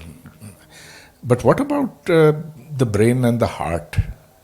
Is that also interactive in the same way? No, not really. Everything is, I mean, brain is, you know, connected with everything, right? And there are certain things that, but gut and brain axis is very well defined. And yes, there is a connection between brain and heart as well. But I think the gut-brain axis is very well defined. Because normally हम कहते हैं ना कि दिल है जहाँ जज्बात होते हैं, मेरा दिल कुछ कहता है, तो वो तो असल में दिमाग कह रहा होता है. तो हम इसे ये अस्यूम कर सकते हैं कि दिल और दिमाग का तो ज़्यादा ताल्लुक होगा बजाय इसके कि अंतड़ियों के साथ दिमाग का ज़्यादा गट में आता है. That's very ज़्यादा गट में आता new, है. very new. ये सवाल किसी और ने भी किया था उनसे, डॉक्टर ड्रॉसमैन से, जिन्होंने कि रोम फाउंडेशन स्टार्ट की थी. He gave the same answer that it's gut gets mostly affected. Thank you, बहुत वाकई बहुत मज़ा आया. Really enjoyed the talk. आपके कहने की बड़ी बात है जी. Thank you. मैं आपने इस पे थोड़ा से वो बात की थी, इस पे मैं थोड़ी और तफसील जानना चाहूँगी कि जो ब्रेन के मैसेजेस गट को जा रहे हैं वो चीज़ तो समझ आती है. How does the reverse messaging work and what are the manifestations of that? तो वो ब्रेन गट जुड़े हुए हैं ना, nerve fibres, they are hardwired. तो अगर गट में जैसे डिस्टेंशन हो रही है तो एंग्जाइटी हो जाती है. This is a very common. लोग जो है वो बड़े परेशान हो जाते हैं अगर, या कॉन्स्टिपेशन हो गया, किसी को 4 दिन तक स्टूल नहीं आया, that creates a lot of anxiety. They can sleep, और वो घूम रहे हैं, यू नो, परेशान, या स्टूल फुल नहीं निकला. ये भी है कि अगर stool, they are not satisfied with their bowel movement, that creates a lot of anxiety. तो इस तरह से. डॉक्टर साहब, हाउ डज दिस बिगिन? जैसे कोई चीज़ हो कि लोगों की कोई टेम्परेरी किस्म की उनकी लाइफ में कोई मेंटल इश्यूज आए, कोई मूव कर रहे हैं, घर मूव कर रहे हैं, या कोई चीज़ और मूव कर रहे हैं, मतलब कोई उनकी ऐसी चेंज आती है लाइफ में विच इज़ स्ट्रेसफुल, तो उसकी वजह से भी कॉन्स्टिपेशन हो सकता है. और वो क्या रिजॉल्व हो जाता है, या वो स्ट्रेस के ख़त्म होने के बाद भी कंटिन्यू कर सकता है, जो उसकी वजह से शुरू हुआ हो या उसकी वजह से ट्रिगर हुआ हो? एक तो कॉन्स्टिपेशन की जो एक वजह है ना, कॉमन वजह, वो होती है फाइबर ना आपकी डाइट में होना. तो पहले तो फाइबर तो हमेशा उसको, मतलब इसबगोल का छिलका तो इट्स माई टॉप प्रिस्क्रिप्शन, वो तो लेना ही है आपने. उसके बाद अगर कोई टेंशन है तो वो भी जो है, ये भी साइंटिफिक है कि जो मैंने बताया ना, मोटिलिटी इशू है, it's a motility issue. Stress इतनी अगर आपके दिमाग में है कि वो गट को कंट्रोल कर रही है और वो इनहिबिट कर रही है मोटिलिटी को. यानी जो होता है ये ना कि आपको जब सुबह बाउल मूवमेंट होता है तो एक बड़ी सी वेव आती है कोलन में, बड़ी आंत में एक वेव आती है, then you go and then you have a bowel movement. लेकिन if you have inhibited it for whatever reason and it is related to stress, then it can come back. And I think one thing we can do is exercise, you know. Exercise जो है ना वो सारी चीज़ों को बेहतर करे. It makes everything better. You know, it would improve, it would secrete all the good chemicals in your brain. So it can definitely come back. Yes. अस्सलाम वालेकुम sir, thank you for the talk sir. Sure. Sir तो मुझे भी IBS diagnose हुआ है, तो इसलिए मैं आपकी टॉक में आया और काफ़ी मुझे सीखने को मिला. तो मैं पूछना चाह रहा था, मतलब वैसे ही मैंने रिसर्च वगैरह मैंने की हुई है इस चीज़ पे, तो ये जो अप्रोच है, इंटीग्रेटेड जो अप्रोच है, फंक्शनल मेडिसिन भी इसे कहते हैं, और काफ़ी इसके एक्सपर्ट्स भी अब US में आ गए हैं फंक्शनल मेडिसिन के, जो कि होलिस्टिक अप्रोच लेते हैं, सिर्फ एक चीज़ को एक वक्त में नहीं देखते. साइकेट्री के लिहाज से भी देखेंगे, गट को भी देखेंगे, आपकी बिहेवियर को, वो सारा जो आपने बताया, psycho social, biological, bio social. तो मेरा अब ये सवाल है कि अब दवाइयाँ लेने के बजाय जो है और कोई बिहेवियरल इंटरवेंशंस क्या हो सकती हैं IBS को जो है ना थोड़ा सा कंट्रोल करने के लिए? एक्सरसाइज की तो एग्जांपल बड़ी अच्छी है, और कोई ऐसे फूड्स होते हैं जो कि इरिटेट कर सकते हैं, मतलब सर लैक्टोज इंटॉलरेंस हो गई, ग्लूटेन इंटॉलरेंस हो गई, और भी कोई इस तरह के आपकी नज़र में हैं जो फूड्स हमें अवॉइड करने चाहिए? शुगर बहुत ज़्यादा हमारी डाइट में आ गया है, और एक एक्सरसाइज हो देखिए, गई। इसमें और एक चीज़ तो यह है कि लैक्टोज जो है ना, बहुत लोग लैक्टोज इंटॉलरेंट होते हैं, दिस वेरी वेरी कॉमन। और उसका मतलब milk and things made of milk, ice creams, cheeses. Cheddar cheese is okay by the way, जो हार्ड चीज़ है ना चेडर, वो जिस तरह से बनता है तो उसमें लैक्टोज निकल आता है, तो that's okay, you can eat cheddar cheese. Cola drinks, that really is not good for your gut, क्योंकि उसमें बहुत एसिडिक होता है वो। एंड द जूसेस, ज़्यादा जूस पियेंगे आप, that is going to disturb your gut also, it will cause diarrhoea, it will cause bloating, gas. Carbohydrate, बहुत ज़्यादा रिफाइंड कार्बोहाइड्रेट खाएंगे, that is going to do it. And there are certain vegetables, उसको हम कहते हैं fought map, आपने पता नहीं नाम सुना उसका या नहीं सुना। कुछ कार्बोहाइड्रेट्स होते हैं जो एब्जॉर्ब नहीं होते, and some people can tolerate it, some people they don't feel anything, लेकिन सम पीपल फील ब्लोटेड और दे स्टार्ट डेवलपिंग डायरिया।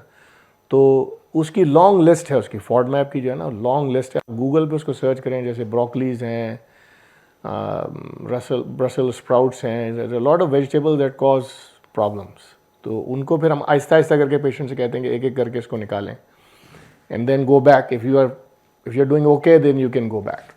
तो diet definitely plays a role.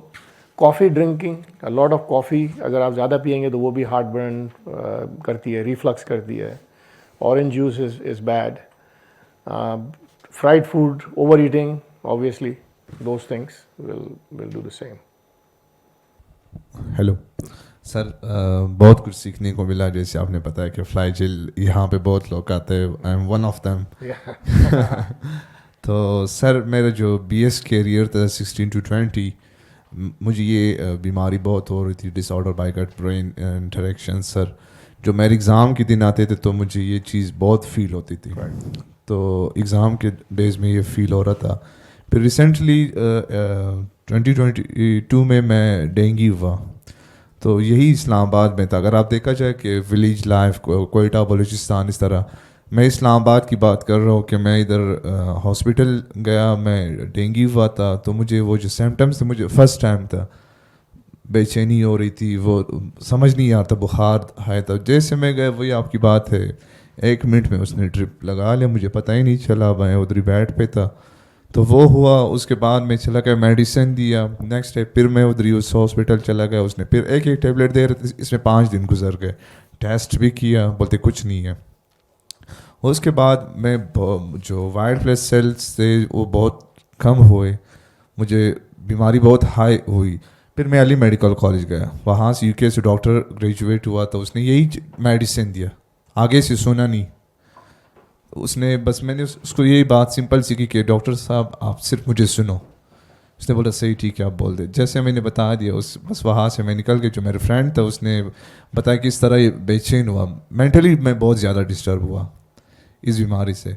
तो यहाँ पे अगर देखा जाए पाकिस्तान में, स्पेशली पाकिस्तान में ये चीज़ चल रहा है। मैं भी आप देखें ना, जैसे असल में पढ़ाई के लिए आपको परेशानी होती है, टेस्ट देने के लिए परेशानी होती है। असल में कुछ हमारे स्टूडेंट्स जो हैं वो बड़े बिहाइंड होते हैं, पीछे होते हैं बेचारे, वो कैचअप करने की कोशिश कर रहे होते हैं। और वो ऐसा नहीं है कि इंटेलिजेंट नहीं होते, आर हाईली इंटेलिजेंट पीपल। तो फिर वो उसको दिल पे लगती है उनके कि I am trying but they are behind and it takes time to catch up. I think that creates anxiety also, क्योंकि आप अपनी हर एक की ज़िंदगी में कुछ गोल्स होते हैं ना, अगर उसके गोल्स मीट नहीं हो रहे तो परेशान होगा वो। एवरीबडी, हर बंदा एक यूनिक हर पर्सन है, they want to do the best for themselves, right? तो that causes anxiety and symptoms. लेकिन फिर पॉजिटिव कोपिंग ये है कि फिर अपने आप को डेफिशिएंसीज को आइडेंटिफाई करें, फिर उसके ऊपर काम करें, ये पॉजिटिव कोपिंग होगी।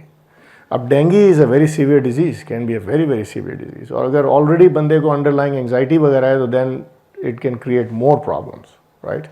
इरिटेबल बाउल है वो वर्स हो सकता है।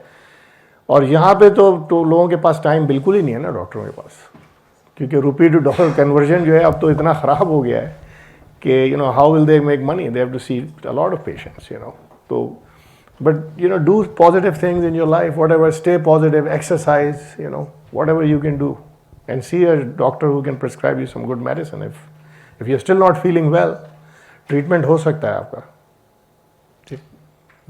सर एक तो बहुत अच्छा सीखने को मिला, शुक्रिया, और thank मैं पूरे हफ्ते से रोज़ाना आपके इसकी आपको आप बातें पता भी है आपको कि जी बिल्कुल.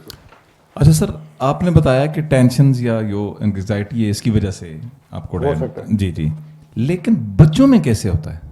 अब जब बच्चा जो है वो उसको तो बज़ाहिर उसको कोई टेंशन नहीं होती, एक दूसरा ये है कि बाज़ औक़ात बग़ैर किसी टेंशन के, मैं IBS पेशेंट हूँ, मैंने जैसे आपको पहले बताया, कोई टेंशन नहीं होती, मैं रात को बिल्कुल ईजी सोया हूँ, मेरी नींद भी पूरी है, लेकिन मुझे सुबह जो है ना, मैं यानी कि मेरी हालत ख़राब है. फिर इस दफ़ा जिस मैंने लास्ट टाइम भी जिक्र किया था कि जिस खुराक से या जिन चीज़ों से मुझे ऐसा हुआ है, नेक्स्ट टाइम वो बिल्कुल ऐसा नहीं होता, और दूसरी चीज़ों से ऐसा हो जाता है कि मैं बीमार पड़ जाता हूँ. तो ये ज़रा एक तो बच्चों के हवाले से कि बच्चों में ऐसा क्यों होता है, और दूसरा ये कि गैसेस जो हैं, अगर डायरिया होता है आपके गट की वजह से और ब्रेन की जो मैसेजेस जाते हैं, तो जो गैसेस है और इतनी ज़्यादा गैसेस जो है, इसकी क्या रीज़न है? देखिए, सिर्फ ये स्ट्रेस की वजह से नहीं है.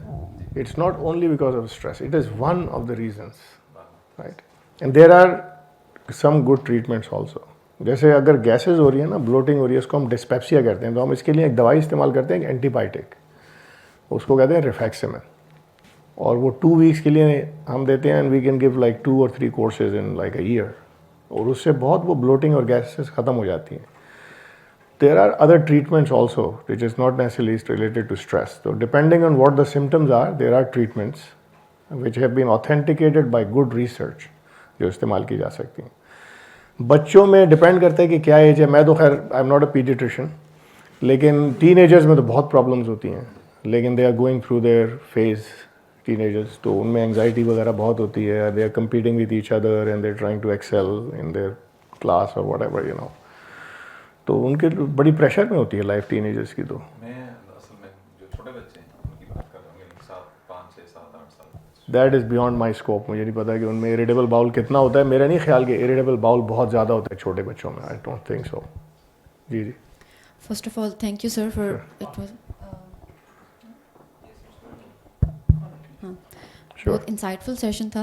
और जैसे सर ने पूछा था कि पहले कि क्या हमारा ब्रेन जो है वो हमारे हार्ट के साथ भी लिंक्ड होता है, तो मुझे लगता है कि आपकी वाली बात से हर बात से मैं एग्री करूँगी, बिकॉज आई थिंक कि मैं पिछले 5-6 साल से I have been through all this.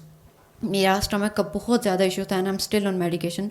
On and off वही होता था, मेडिसिन ली, ठीक हो गए, छोड़ दिया. और अभी जो आपने सिम्टम्स बताए, इसमें मेरे साथ एक सिम्टम ये था कि इंडाइजेशन का बहुत इशू था. खाना खाया, चक्कर लगाते रहे, लेकिन कुछ भी ठीक नहीं हो रहा ना, वो डाइजेस्ट नहीं हो पा रहा. जैसे ही लेटती थी उठ के बैठ जाती थी कि अच्छा खाना हज़म नहीं हो रहा. सर मेरा क्वेश्चन आपसे ये है कि क्या ये चीज़ें जेनेटिक हो सकती हैं? बिकॉज यही चीज़ें मैंने अपनी मदर में भी देखी हैं. उनका वो बहुत एक प्रोलॉन्ग हिस्ट्री है उनकी डिप्रेशन और एनजाइटी की, एंड सिमिलरली विद मी, कि थोड़ा सा स्ट्रेस हुआ, कुछ भी थोड़ी सी टेंशन ली तो stomach totally disturb, either constipated, diarrhoea, bloating, ये सब चीज़ें साइड बाय साइड चल रही हैं. और सर फ्लैजल खाने वालों से में से तो मैं ज़्यादा नहीं है, लेकिन मैं इनो का बहुत इस्तेमाल किया है कि एसिडिटी हो रही है, हार्ट बर्न हो रहा है, अच्छा इनो लें क्योंकि इंस्टेंट रिलीफ है, इंस्टेंटली आपको वो वर्क कर रहा है. तो मेरा क्वेश्चन बेसिकली ये जो है ये जेनेटिक से रिलेटेड है, क्योंकि मैंने ये चीज़ अपनी मदर में भी देखी है, मुझ में है, मेरी सिस्टर भी सिमिलरली हम लोग सफ़र कर रहे हैं. आई am not sure about my grand mother, मेरी जो मैटरनल ग्रैंड मदर है, लेकिन मुझे लगता है कि शायद उनमें भी ये चीज़ थी. तो डिप्रेशन का तो है कुछ ताल्लुक. यस, डिप्रेशन का, क्योंकि जीन एसोसिएटेड विद डिप्रेशन. लेकिन इरिटेबल बाउल सिंड्रोम में भी कुछ जेनेटिक्स तो होगी, लेकिन कोई पर्टिकुलर जीन मेरे ख्याल से लिंक नहीं है उसके साथ. Depression, I know that there is a gene, I don't know exactly what that gene is, but there is a gene that is linked to depression. और इनो जो आप बता रही हैं ना, तो ये तो I will have to see what is in इनो के instant relief हो जाता है, and what kind of symptoms it relieves. It's a good thing, but it's, I mean there is science behind it, I don't know. There may be, because मुझे acidity का बहुत ज़्यादा issue और है. इनो से ख़त्म हो जाती है वो. इनो से इंस्टेंटली, या फिर कोई कुछ वो मेडिसिन होती हैं जो जिनको आपने मुंह में रखना होता है और आपको एसिडिटी का फौरन आराम हो वो जाता तो है. उस तरह की दवाई है ना, रोलेट टाइप एंटासिड. Exactly, तो मे भी बिल्कुल. उसमें भी एंटासिड होगी फिर. इनो probably Yes. has some antacid in it, I don't know. It's उसमें कोई चीज़ होगी. Thank you. अस्सलाम वालेकुम सर। अच्छा। सर ये बड़ा अच्छा लेक्चर है, it was wonderful lecture. Sir I am basically medical student, मैं ख़ुद भी एमबीएस का स्टूडेंट हूँ, फाइनल ईयर का स्टूडेंट हूँ। सर बेसिकली मेरा सवाल ये था कि मैं खुद 2019 में टाइफाइड का पेशेंट रहा हूँ, और मसला मेरे से ये रहा है कि हम लोगों ने टेस्ट भी कराया था, एक जो जिस इलाके से मैं हुआ तो ये टाइफाइड और वो दूसरा जो टेस्ट होता है एंटीबॉडीज़ को कैलकुलेट करने का, वही टेस्ट होता है। ये ब्लड प्रेशर कंसेंट बहुत कम है वहाँ पे। और सर तो दूसरा फिर ये कि हमारे यहाँ जो एक कस्टम रहा है, जो कल्चर है वहाँ पे एंटीबायोटिक्स बहुत ज़्यादा वो लोग प्रिकॉशंस करते हैं वहाँ पे लोगों का, आप एंटीबायोटिक्स क्या करें तो इससे आप मतलब ठीक हो जाएंगे। मैंने खुद भी उस टाइम तकरीबन आई थिंक अगर मैं नाम ले लूँ तो मैं मतलब मैंने 4 या 4 किस्म की एंटीबायोटिक्स मैंने खाई थी वहाँ पे अपनी ट्रीटमेंट के दौरान, और मैं उससे ठीक नहीं हुआ था। आखिर में फिर मैंने टेस्ट कराया था ये शिफा से, और उसमें फिर मैं ठीक हो गया। तो एक ख़ास किस्म की एंटीबायोटिक का मतलब जो मुझे दी थी।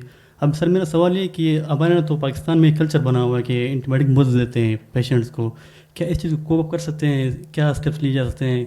हर दूसरा तीसरा पेशेंट होता है उसने मतलब 3 से 4 एंटीबायोटिक इस्तेमाल किए होते हैं, और अभी भी मैं रिपोर्ट पढ़ रहा था उसमें ये लिखा हुआ था कि आफ्टर सम टाइम के ये लोग बहुत ज़्यादा वो हो जाएंगे, रेजिस्टेंट हो जाएंगे एंटीबायोटिक्स के लिए।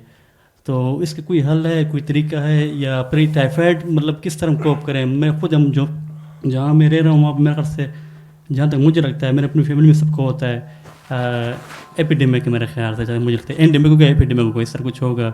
और वैक्सीन्स क्या कुछ रोल प्ले कर सकती हूँ उसमें, उसको प्रिवेंट करने में? साथ में मलेरिया की भी मसला आ रहा है वहाँ पे। तो देखें ये जो सारी प्रिवेंटेबल डिजीज़ है ना, टाइफाइड और मलेरिया वगैरह तो सारी प्रिवेंटेबल है। ये मतलब टाइफाइड पानी से होता है, गंदे पानी से या कोई गंदी चीज़ खाने से होता है टाइफाइड। तो टाइफाइड की जो डायग्नोसिस है वो यहाँ पे सही तरीके से नहीं करते, जब इसीलिए आपको उन्होंने उल्टी सीधी एंटीबायोटिक्स खिलाते रहे। फिर उन्होंने कल्चर किया होगा गालिबन, बैक्टीरिया आया, उसके बाद उनको पता लगा कि ये बैक्टीरिया इस एंटीबायोटिक इसके ख़िलाफ़ काम करेगी, फिर उन्होंने वो आपको दी। और टाइफाइड के अंदर बहुत रेजिस्टेंस आ गई अब, क्योंकि इसी वजह से, क्योंकि बार बार एंटीबायोटिक्स लोग ले रहे हैं तो वो बैक्टीरिया जो है स्मार्ट हो जाता है, वो फिर म्यूटेशन आ जाती है उसके अंदर। इसका हल क्या है?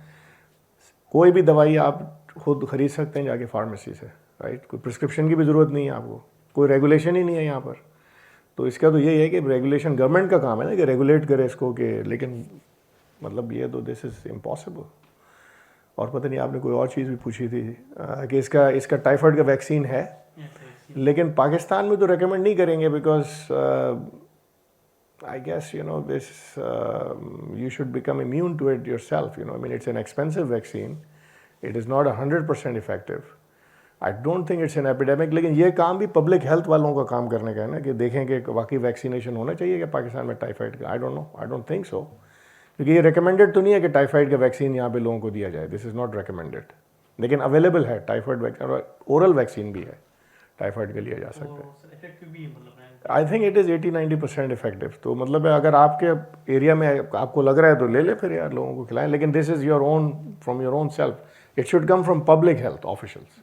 जो पब्लिक हेल्थ डिपार्टमेंट है ना, उनका तो काम यही है कि वो देखते हैं कि कोई केसेस रिपोर्ट हो रहे हैं कहीं पर, फिर वो उसके ऊपर ज़ीरो इन करते हैं जाके, and then they study the population के हो क्या रहा है, उसके बाद वो रिकमेंडेशन देते हैं कि भाई ये करें आप, ताकि ये इलनेस कम हो जाए। अब पता नहीं हमारा पब्लिक हेल्थ डिपार्टमेंट किस तरह चल रहा है, आई डोंट नो। अच्छा सर, ब्रेन फॉग का क्या ताल्लुक है सर इससे, जो डायरिया होता है? क्योंकि डायरिया मैंने भी एक्सपीरियंस किया है, डायरिया के फ़ौरन बाद ना ब्रेन फॉग बहुत ज़्यादा होता है। तो ऐसा क्या होता है कि मतलब कि न्यूट्रिएंट्स वगैरह कम हो जाते हैं, विटामिन की कमी हो जाती है, बहुत शदीद क्यों ब्रेन फॉग होता है? नहीं, अगर बहुत ज़्यादा डायरिया हो रहा है, डिहाइड्रेट हो गए, अगर पानी जिस्म का निकल गया, फिर तो आपको ब्रेन फॉग से क्या मतलब है? जैसे डिजी हो रहे हैं या इस तरह की चीज़? डिजी नहीं, मतलब दिमाग काम करना जो है ना बंद कर दिया, स्लो हो गया, प्रोसेसिंग स्लो। तो उसमें एक तो यह है कि डिहाइड्रेट अगर बहुत ज़्यादा हो गए, दूसरा ये है कि अगेन एंग्जाइटी, कि आप 2 डायरिया आ गए, अब आप सोच रहे हैं ओ माय गॉड मैं तो ख़त्म हो गया, एक ये डायरिया निकल गया। तो मैं तो कहता हूँ यार, अगर 2 दफ़ा हो गया diarrhoea, what is the big deal? थोड़ा सा पानी पी लो, ठीक हो जाओगे, what's the big deal? I mean we don't give Flagyl, answer is not. तो अगर डायरिया अगर 1-2 दफ़ा आ भी जाए ना, it's not a big deal. ये मैं लोगों को समझाता रहता हूँ, ठीक है पेट साफ हो गया यार, अच्छी बात है। और हो सकता है कोई डाइट में कुछ खाया, उसके बाद सर पानी के साथ साथ कोई मिनरल्स से भी रिप्लेनिश करना चाहिए कि हम साथ नहीं, उसके अंदर ये सब बकवास है भाई। आप हेल्थी खाना खाएं, नहीं, ORS भी ले लें आप ORS, लेकिन अगर एक आदमी खाना खा रहा है, हेल्दी खाना खा रहा है, तो उसको क्या ज़रूरत है ORS वगैरह लेने की? हालांकि ORS इज़ प्रॉब्ली चीप, मगर ये भी ज़्यादा इस्तेमाल होता है. I mean just eat healthy and it should be okay. और सर प्रोबायोटिक्स का कितना ताल्लुक है? प्रोबायोटिक्स हमें रेगुलरली लेने चाहिए, मतलब उससे ताकि गट बैक्टीरिया जो ख़राब हो रहे हैं डायरिया में जो ज़ाया हो रहे हैं. ये भी बहुत प्रोबायोटिक की प्रिस्क्रिप्शन है यहाँ पे, उसका भी कोई ख़ास फ़ायदा नहीं है, ठीक है ना. और 1000 कंपनियाँ बना रही हैं और सारी डॉक्टरों को आके बेचती हैं, कहती हैं कि जी आप लिखें, और सबका कट है इसमें, ठीक है ना. वो सब लिख देते हैं उसके अंदर, प्रिस्क्रिप्शन के अंदर. कोई उसका फ़ायदा नहीं है. दही खा लें यार, अगर ज़्यादा प्रोबायोटिक खाने का शौक़ है तो जो योगर्ट घर में बना लें, वो वाला ना लें जिसमें कि वो प्रोसेस योगर्ट होते हैं ना, उसमें हेल्पफुल बैक्टीरिया मर जाते हैं. लेकिन घर में जो दही बनता है या जो गवाले वाला आप ले आएँ, वो अगर वो साफ़ है तो that is a good probiotic, you can do it.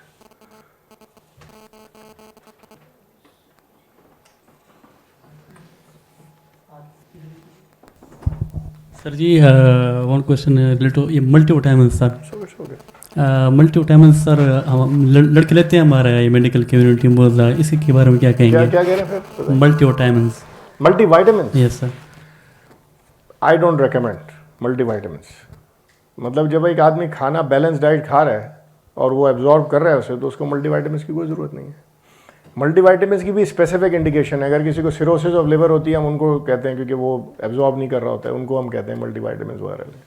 कोई उससे कोई ताकत में इजाफा नहीं होगा आपकी. और ज़्यादा विटामिन खाना भी टॉक्सिक है, ये भी मैं आपको बता दूँ.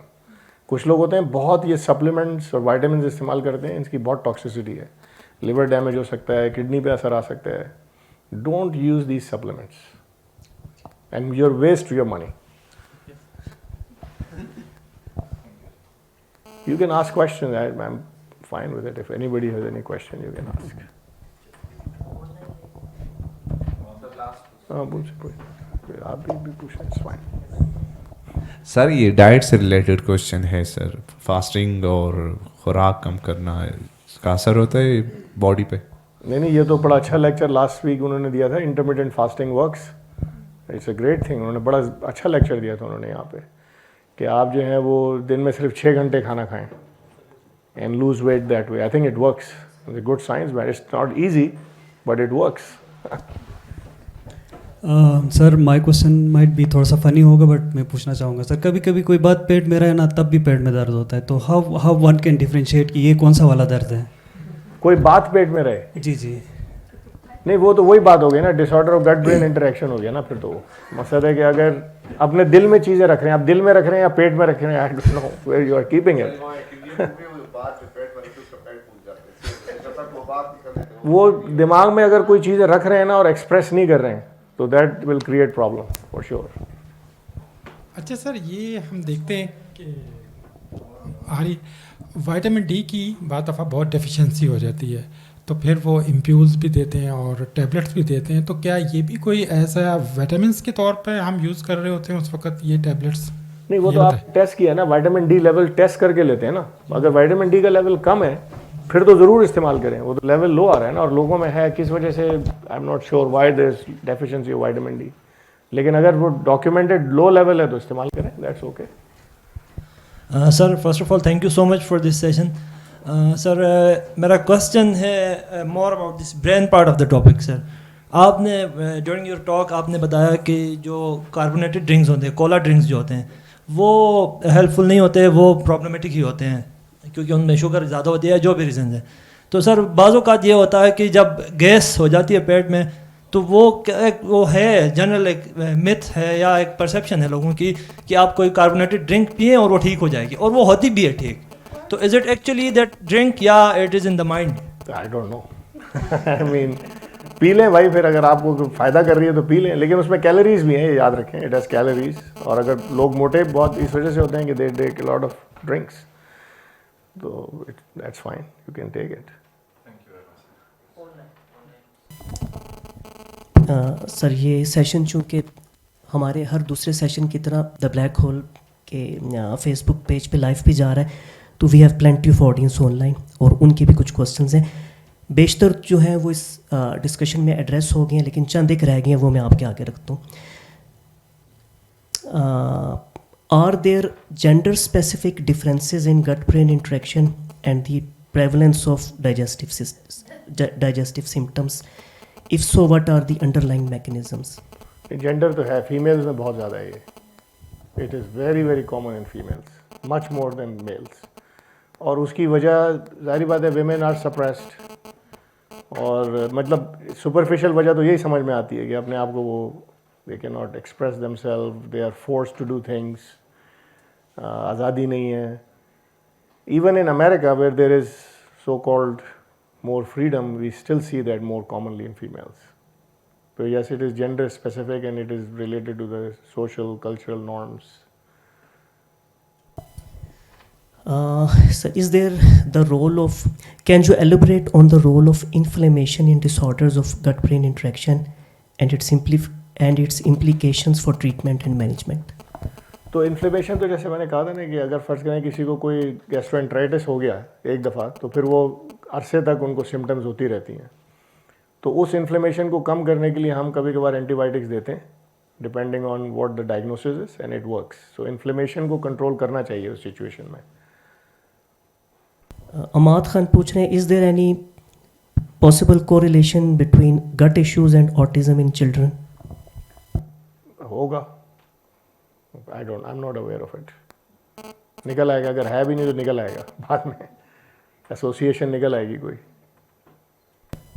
One last question. Can you discuss the potential long-term consequences of untreated disorders of gut-brain interaction और उसका overall health और well-being पे क्या impact होगा? तो इससे लाइफ तो शॉर्टेन नहीं होती. It doesn't short, it makes you miserable. और I mean, it's not cancer. एक तो ये बात याद रखें, हम मरीजों को बताते रहते हैं कि it's not going to kill you, it's not cancer, it's not it is just a functional disorder. It makes you miserable and we just treat the symptoms.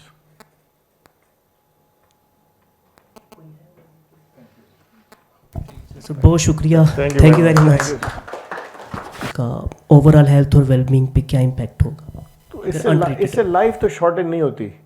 It doesn't short, it makes you miserable.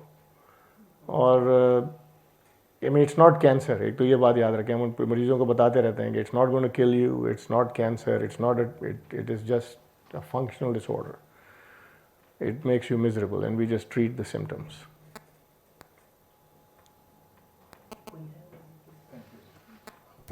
So बहुत शुक्रिया, thank you very much.